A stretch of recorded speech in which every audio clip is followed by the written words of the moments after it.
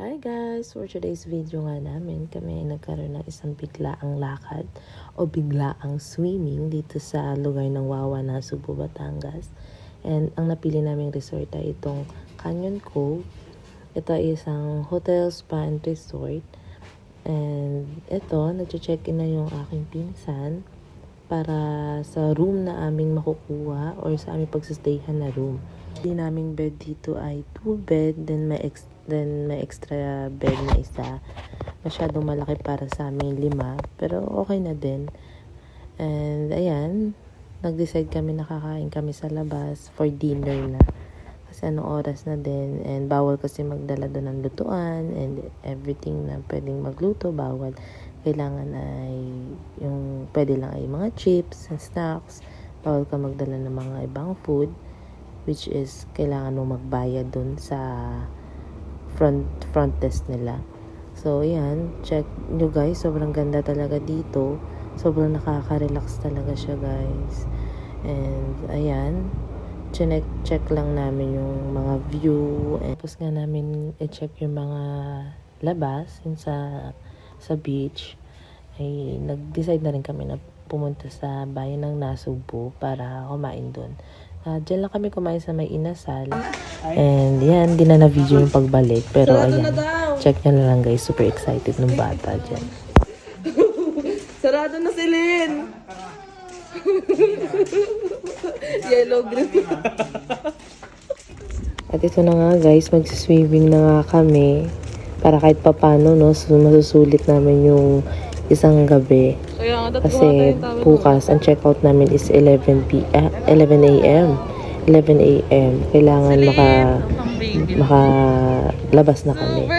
And ayan, kahit malamig na dyan, medyo malamig na rin kasi yan guys. Kailangan talaga namin sulitin. Sayang naman yung bayad, diba? And ayan, check nyo na lang guys yung aming video dyan. Kenerot dyan. Ayan. Yo, Trip lang, trip, pakinggan nyo to. bakit?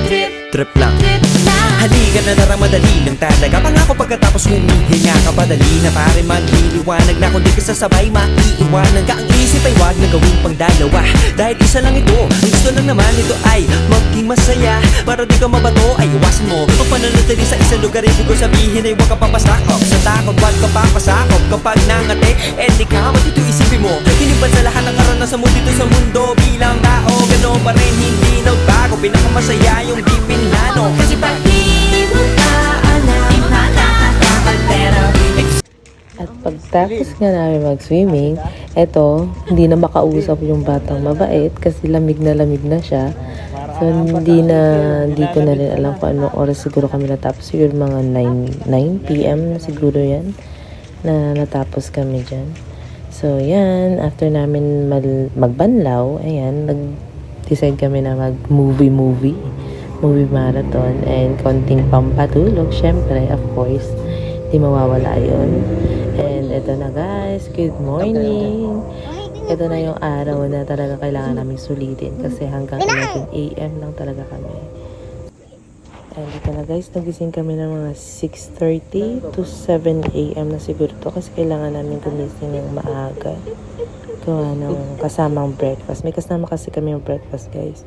So ayan, kumuha lang naman kami ng pancake, eggs, corned beef, hotdog.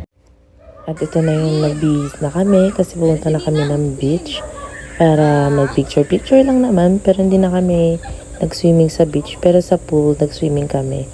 And ito na, takbo-takbo si Lynn dyan, habang yung kanyang ninong, ang kanyang mga favorite person niya kasi yan guys.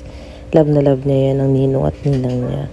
And ito yun guys, sobrang ganda talaga dito guys, tingnan nyo naman. Sobrang nakaka-relax talaga. Kaso yung asawa ko dyan nakaka-visit. Nag-ML ba naman, hindi na lumabas. And ito yung aking baby, naglalaro siya ng sand. And ito yung pinsang kong, oy ganda, sino ka dyan? And ito guys, tingnan nyo naman kung gaano kaganda. And ayan na nga yung asawa ko, sumunod na kasi inaway ko siya.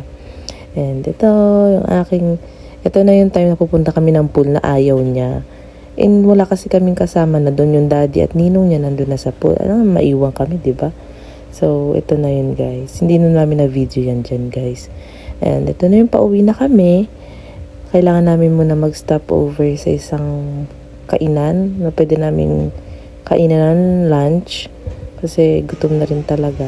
Ito, kumain kami dito kay Kuya Jeff. Bulaluhan ba yun? And ito, sayo-sayo pa yung pinsa ko dyan. Ito na yung pauwi na kami guys. Parang short clip lang to kasi sobrang busy na din talaga at maligaling na rin kasi yung anak ko dyan kaya hindi na kami masyado nag-video.